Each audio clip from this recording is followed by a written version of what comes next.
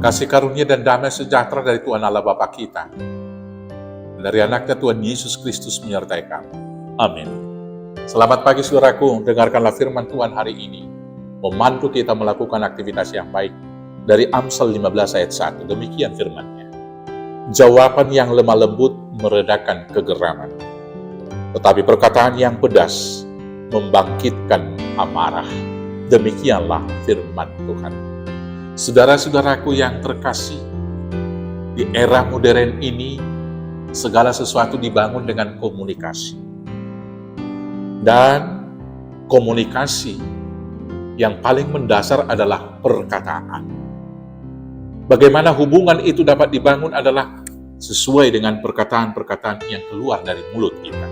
Perkataan-perkataan yang pedas tentunya akan membangkitkan amarah.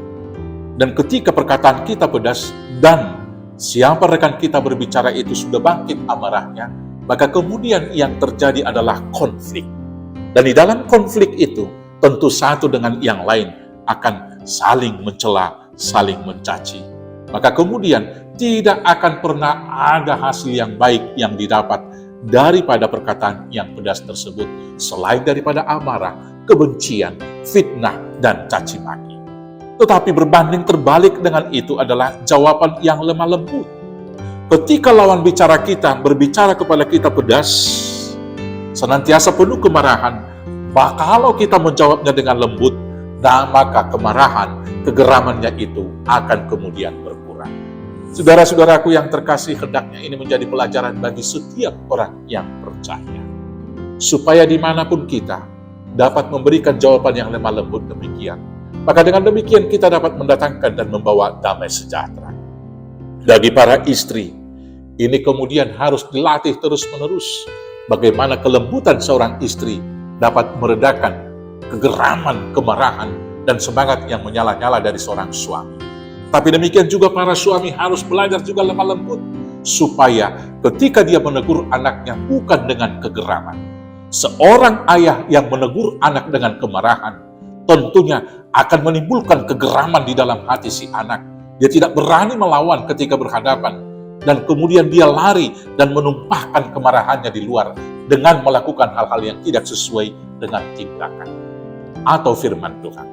Tetapi teguran yang lemah lembut kepada seorang anak dan kita tunjukkan dalam cinta kasih, kemudian akan direnungkan seorang anak, kemudian membangun dia kepada satu pengertian yang baik dan membangun kualitas karakter yang baik kemudian, sehingga dia bertumbuh dalam kerohanian, dalam moral yang baik.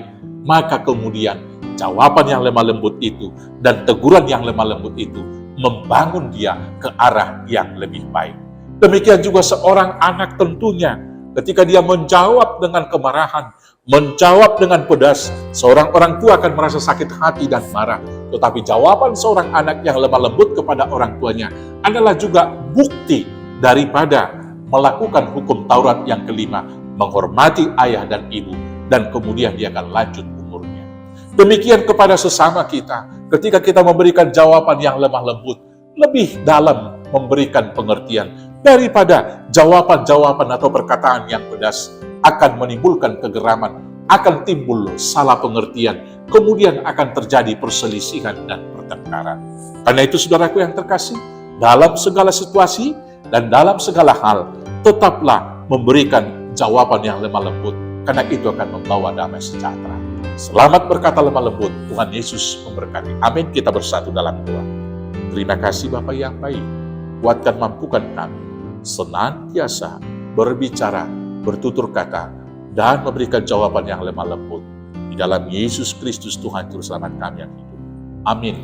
Selamat beraktivitas, Tuhan Yesus memberkati. Horas, horas, horas.